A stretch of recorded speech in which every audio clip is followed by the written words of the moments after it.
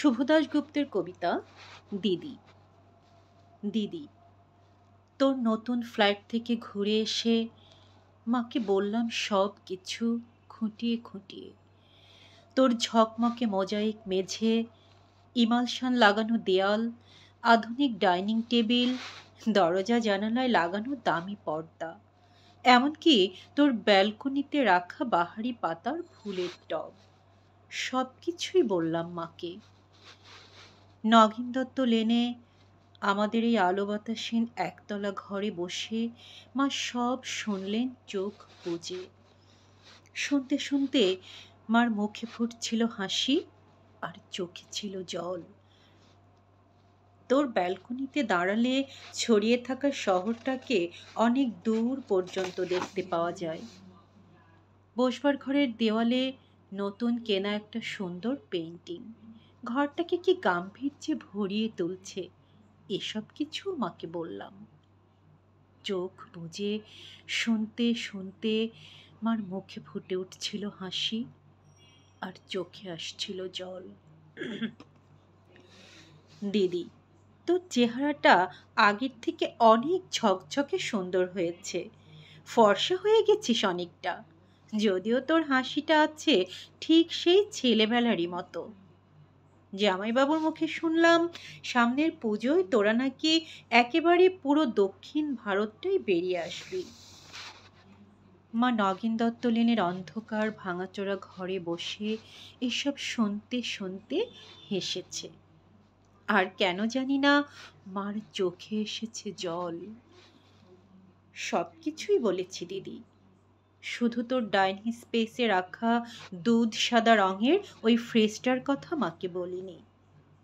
তোর বিবাহবার্ষিকীর উজ্জ্বল সন্ধ্যায় তুই যখন গা ভর্তি গয়নায় অপরূপা হয়ে ফ্রিজের মাথায় হাত রেখে হাসছিলি, তখন যে তোকে কি দারুণ লাগছিল মাকে বলিনি সে কথাও। বিবাহবার্ষিকীর সন্ধ্যায় তোদের আনন্দ উজ্জ্বল অ্যাপার্টমেন্টে তুই আর জামাইবাবু যখন ওই ফ্রিজটার পাশে দাঁড়িয়ে হাসি হাসি মুখে মালা বদল করছিলি, বাবুদের রসিক বন্ধুদের অনুরোধে আর ক্যামেরা ফ্ল্যাশ ঝিলিক দিয়ে উঠছিল উপচে পড়া খুশির মতো, তখন ঠিক তখনই দিদি আমার চোখের সামনে স্পষ্ট হয়ে উঠেছিল হাসপাতালের করিডোরে বাবার ভেঙে পড়া মুখ। ভেতরে তখন মা অপারেশনের পর অচৈতন্য। ডাক্তার এসে বাবাকে বললেন চোখটা বোধহয় আর বাঁচানো গেল না, তাও একবার চেষ্টা করে দেখতে পারেন মাদ্রাজে, যদিও সে অবশ্য অনেক টাকার ব্যাপার। হাঁড়ি কাঠে আটকে পড়া অসহায় পশুর মতো করুণ দেখাচ্ছিল তখন বাবার মুখটা। সিঁড়ি দিয়ে নেমে আসতে আসতে বাবা আমার কাঁধে হাত রেখে বলেছিলেন, কমলাকে সারা জীবন শুধু দুঃখ কষ্টই দিলাম, সুখ দিতে পারলাম না। আজ ওর চোখ দুটোও চলে গেল, সবই আমার কপাল।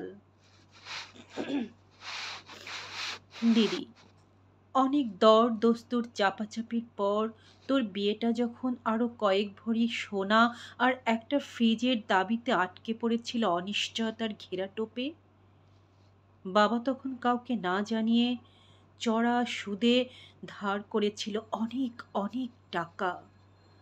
সামান্য মাইনের প্রাইভেট কোম্পানিতে চাকরি করা বাবা বেঁচে থাকতে থাকতে অন্তত একটা মেয়েকে পার করার দুরন্ত আশায় ঝুঁকি নিয়ে ফেলেছিলেন অনেকটা। চোখের জল আর রজনীগন্ধার সৌরভকে পেছনে ফেলে তুই চলে গেলি। পড়ে রইলাম আমরা, মা আর আমি। আর পড়ে রইল নগেন দত্ত লেনের অন্ধকার ঘর, বাড়তে থাকা সুদের বোঝার চাপে তলিয়ে যাওয়া একটা সৎ মানুষ, তোর বাবা, আমার বাবা। দিদি, তোর গা ভর্তি গয়না আর দুধ সাদা রঙের ফ্রিজের কথা মাকে বলা হয়নি কিছুতেই। দৃষ্টিশক্তি খুঁইয়ে বসা মাকে বাবা বলেননি কিছুই, শুধু অসহায়ের মতো খুঁজেছেন মার মুখে একটু হাসি, বড় মেয়ের ভালো ঘরে বিয়ে হবার একটু তৃপ্তি। সে হাসি খুঁজতে খুঁজতে ক্লান্ত বাবাও চলে গেলেন। এখন নগেন দত্ত লেনের ভাঙা ঘরে বসে আমি আর মা আনন্দে আছি। একটা আনন্দই বোধহয় সবচেয়ে বড়। এই বাড়িতে আর কোনোদিন সানাই বাজবে না, সাহানাই। সানাই, রজনীগন্ধা, বেনারসি, হইচই এসব অপ্রাসঙ্গিক হয়েই থাকবে চিরকাল। দিদি, তুই ভালো থাকিস তোর আনন্দ সংসার নিয়ে। আমরা না হয় বাকি সময়টা সুখের স্বপ্ন দেখেই কাটিয়ে দিব।